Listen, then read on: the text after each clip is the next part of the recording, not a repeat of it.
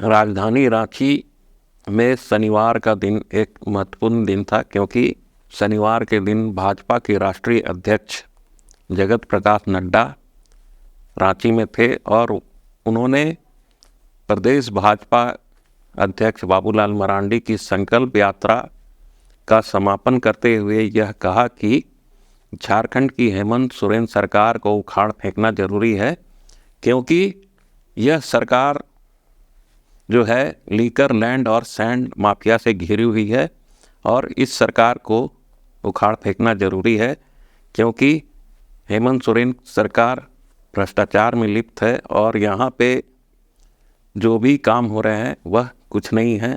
आदिवासियों का शोषण हो रहा है, जनजातियों का शोषण हो रहा है, महिलाओं के साथ रेप हो रहा है, दुष्कर्म हो रहा है, नाबालिगों को अगवा कर लिया जा रहा है, अपराध बढ़े हैं, नक्सलवाद बढ़ा है।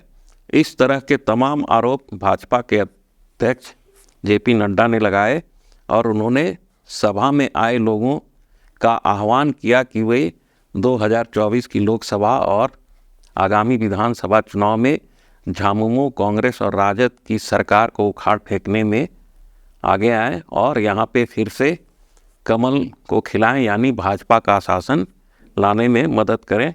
उन्होंने कई और बातें कही।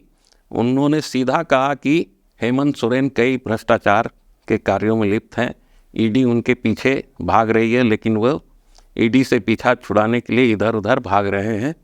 मैं जब हेमंत सोरेन की बात करता हूं तो हमारे को ध्यान में आता है कि इन्होंने जनजाति के बारे में, ट्राइबल्स के बारे में चर्चा की और ट्राइबल्स के नाम पर वोट मांगे और जितना नुकसान आदिवासियों का और आदिवासियों के हितों का हेमंत सोरेन की सरकार ने किया है, उतना किसी ने नहीं किया। इस बात को भी आपको ध्यान में रखना चाहिए। और मैं कहने के लिए नहीं कह रहा हूं, वोट की राजनीति के लिए धर्मांतरण को आंख मूंद करके देखना, धर्मांतरण के तरफ आंख मूंद करके उसको मौन स्वीकृति देना, यह अपने आप में बताता है कि हमारे जनजाति भाइयों की संस्कृति कहीं भी चली जाए, हेमंत सोरेन का वोट नहीं जाना चाहिए। वोट के लिए हर कुछ करने को तैयार है, यह भी हमको ध्यान में रखना। और उन्होंने कहा कि हेमंत सोरेन जो हैं वो धर्मांतरण और वोट की राजनीति कर रहे हैं। इस सरकार का नहीं रहना जरूरी है, क्योंकि झारखंड का निर्माण तत्कालीन प्रधानमंत्री अटल बिहारी वाजपेयी की वजह से हुआ। उस समय उत्तरांचल और वनांचल की काफ़ी मांग थी, लेकिन भाजपा ने अलग झारखंड राज्य बनाया।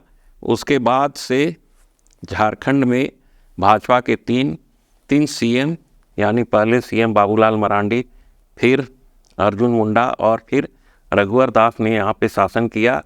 उन तीनों के शासनकाल में काफ़ी विकास कार्य हुए, महिलाओं को सम्मान दिया गया और नक्सलवाद की गतिविधियों पर लगाम लगाई जा सकी। पर 2019 के बाद से राज्य में हेमंत सोरेन की सरकार है जो आदिवासियों की ज़मीन लूटने में व्यस्त है, बालू, खनिज और अन्य जो संसाधन हैं उसे लूट रही है। लैंड माफिया, लीकर माफिया और सैंड माफिया के साथ सरकार के कई मंत्रियों का गठजोड़ है। इसे अब ठीक करने की ज़रूरत है। अब समय आ गया है कि राज्य की जनता फिर से झारखंड में भी कमल का फूल खिलाए।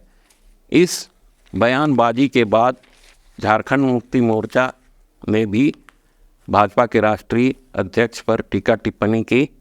झामुमो के महासचिव विनोद पांडे ने कहा कि भाजपा के लोगों को हेमंत फोबिया हो गया है, यानी जब से यहाँ पे झारखंड मुक्ति मोर्चा, कांग्रेस और राजद की सरकार बनी है, उसी दिन से भाजपा वाले यहाँ पे सरकार गिराने में लगे हुए हैं।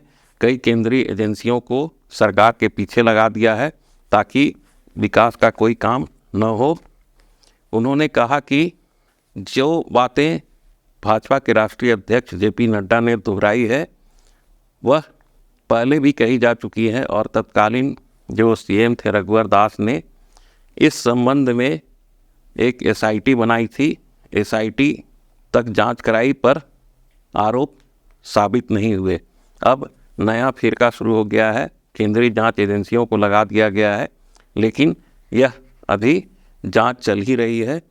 चूँकि हेमंत सोरेन एक आदिवासी सीएम हैं, इसलिए भाजपा के लोग यह नहीं चाहते हैं कि आदिवासी बाहुल इलाके में हेमंत सोरेन की सरकार का वर्चस्व बढ़े, वो विकास कार्यों में आगे आए, और ऐसे में तमाम अनर्गल बातें कर रहे हैं।